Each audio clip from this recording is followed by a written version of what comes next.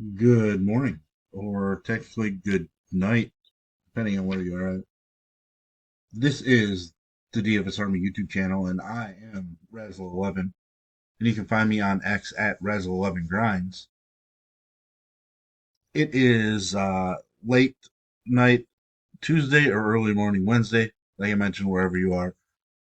And this is a first look video taking a look at the pitching options for the 9th of April. It is Wednesday. We do have an 8 game day slate and a 5 game main slash evening slate, however they want to refer to it as. This is the first look, like I mentioned, at those pitching options. I will be looking at DraftKings as that is where a majority of my action is. If you do play on FanDuel, I would cut my pool into a half or even a third. You don't have to be as creative. Pricing isn't quite as tight. Easier to get the stacks you want with a higher tier ish pitcher on FanDuel. So let's just jump right into it. The first thing we're going to look at weather station for tomorrow. It has been updated, thankfully. Um, Generally, at this time of night, we might not have it updated, but our weatherman is working late this evening, it appears. Uh, Biggest thing stand out Wrigley, Cubs, Rangers. A lot of rain, weather, etc. Super cold, windy. If the rain clears up leading up to it, then of course pitching is going to be a strong consideration, especially Shota Imanaga on the Cubs side.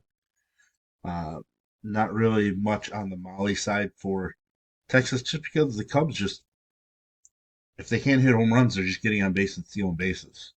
Uh, a lot of fun in that offense right now. But as you can see, a lot of weather issues and then some good hitting environments, especially in Sacramento. I think this Arizona hitting environment is pretty solid too, even though it's a hitter rating of 4. I think we're going to be all right there as well. But uh, some wind blowing out in a couple games, but super cold. In San Francisco, where wind doesn't affect as much. Now, it is a day game in San Francisco, so the ball does fly a little bit farther, but still pitcher's park. And we got some wind blowing out for a Dodgers game as well, even though it is cold. So there's that look at the pitching. Obviously, the big one here in Wrigley. Best pitching matchup of the day is in Detroit, and if you look at it, super cold, great environment for pitching as long as our pitchers just stop walking guys. It's been a big thing in this cold weather. Um, Bats, it is tougher on them, but we've seen a lot of walks from starting pitching to begin the season. I think, when you combine that with how pitchers are used in spring, you might get some walks early in the season. But with how cold, we've had games in the upper 30s and now a bunch in the low 40s. Gripping is an issue. Uh, we saw Glass now fall apart where he was looking at his hand after every single pitch. He just could not grip the baseball, could not grip with his cleats on the mound. So those are issues that do happen when it is cold. With that said, I would much rather be a pitcher than a hitter when it is in the lower 40s. I did look at some of the odds and everything, and even you see here the Cubs game, the total and run lines off the board. So that usually tells you there's weather involved with Wrigley. But taking a look here at the day slate, the 8 gamer, um, like I mentioned, Imanaga would certainly be in play if some of that weather holds off and it's just cold and windy. I would like Imanaga quite a bit. Um, we don't have a win prop or anything on him, but his K prop is 5.5 with juice on the over. And he is a minus 155 favorite, like we just saw. So Imanaga certainly would be in play. But again, I emphasize the weather would have to clear up quite a bit by the looks of it. Starting at the top, though, we have Hunter Brown. Obviously, a matchup we like using. I was off of Valdez because of his illness and fatigue, and then he went out there and absolutely dominated tonight against Seattle. Hunter Brown, strongest K prop on the slate. It's actually the strongest K prop on the entire day of action, at least for the games for the 2 slates that we're looking at. Largest favorite, tied with Freed at plus 110 to get the W, minus 125 as a team favorite. Hunter Brown just going to be pretty popular. 10K, obviously getting up there. It's kind of shocking to pay 10K for Hunter Brown, but it is what it is. Solid 15 strikeouts through 12 innings so far.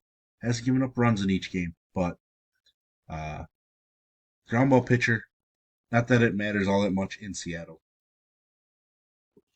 Did mention Max Fried. Like I said, he is tied with Hunter Brown as the betting favorite to earn the W at plus 110. He and the Yankees are minus 148 favorites. His K prop's at 5.5. Juices on the over. His earned runs prop is just at 1.5. Basically a pick 'em, which is the best prop on the day. Uh, with a 17.5 outs prop with juice on the over as well, which is tied with Hunter Brown and I think just Hunter Brown on this day slate. There are a couple pitchers on the evening slate that match that as well. But Fried going to project pretty solidly. Detroit has put up a few runs. Surprisingly, they did get to Carlos Rodon a little bit. He started out really strong, made a couple mistakes, but I think Fried is definitely in play. He hasn't been super sharp, obviously, to begin the season. 6 Ks and a solo home run against Pittsburgh. Solid outing. Not the sharpest. Ks just haven't been there yet, but still, I do expect them to show up at some point. On the other side of the matchup, Flaherty, solid in both of his starts. Walks can be an issue. Obviously, it's a dangerous offense to pick on, but we just saw Scooble just throw pretty well.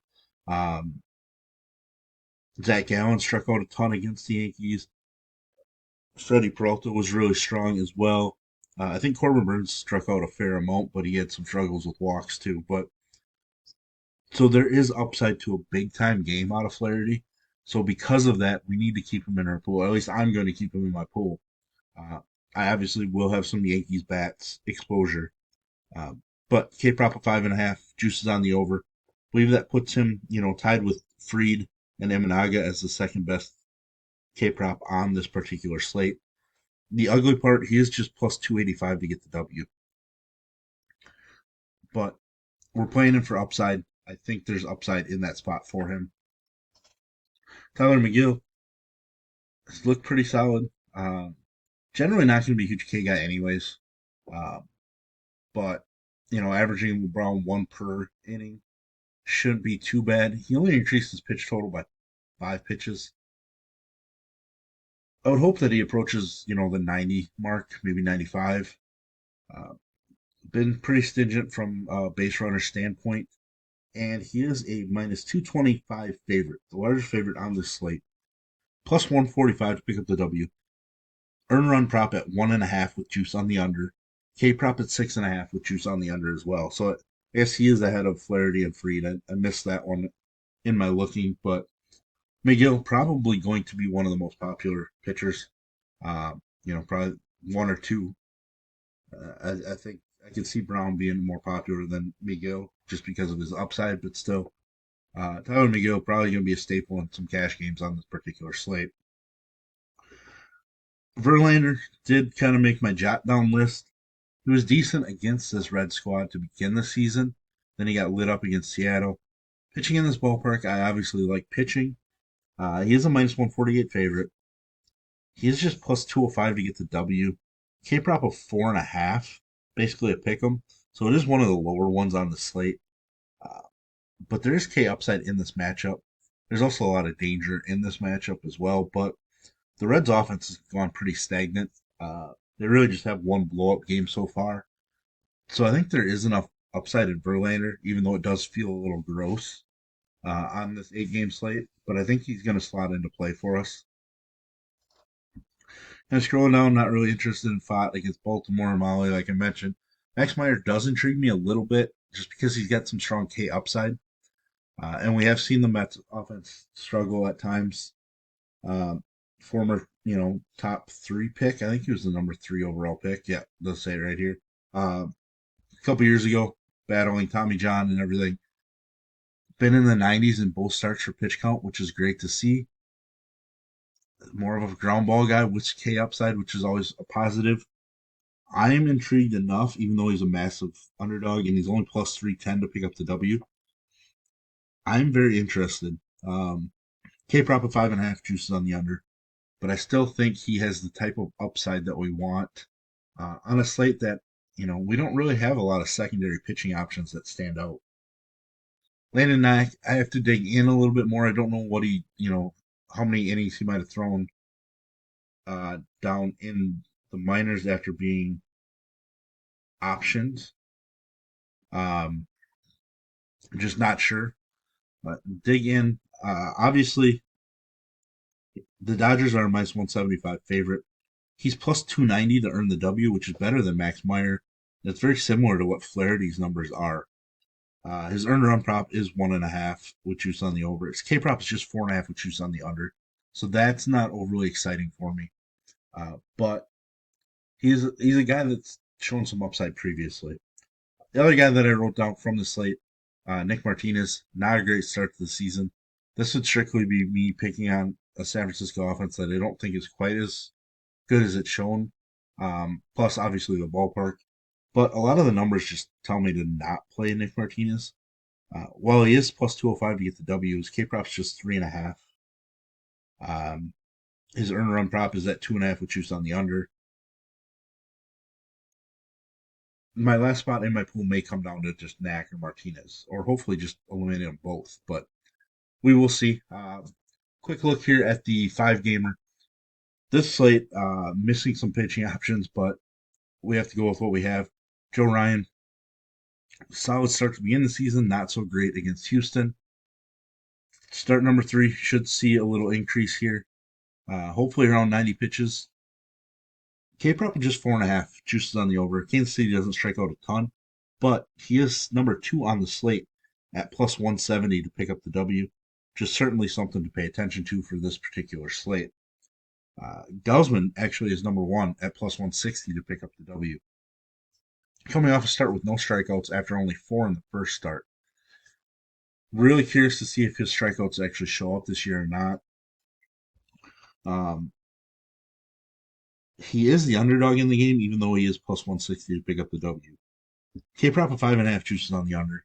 I think if this was a larger slate, he probably won't make my pool. But given the setup of this particular slate, I think Gausman's going to have to be in there. Kikuchi, game total just 7.5, juices on the over. His K prop's at 5.5, juice on the over, which would be the number 2 K prop on this particular slate. He's plus 205 to pick up the W, and he's one of the few guys here that have a outs prop of over 17.5. So we can expect, 6 innings out of him. He's going to give up a couple runs, probably going to give up a home run, might even walk a bunch of guys. But there is K upside to him, so he does have the upside to the mid 20s. He hasn't picked up a W yet, cuts back on the walks, etc. I think he does have the upside to be, a top 2 pitcher on this slate. Lugo, K's haven't been there yet, but this Minnesota team definitely offers some K upside. His K prop's just 4.5 with juice on the over, similar to Joe Ryan. He's a minus 112 favorite, and he is plus 195 to pick up the W. He is somebody that it will definitely use just based on this slate. The only other guy then I'm going to consider here is Pepiot. Looks solid, had a rough start last time out, just didn't pick up the strikeouts. Kind of battled his way through it. Took the L. If he could have got the W in the first matchup or first game of the year, approaching 27 DK points, and that's something that we really like. His K prop 6.5, which is the strongest on this slate.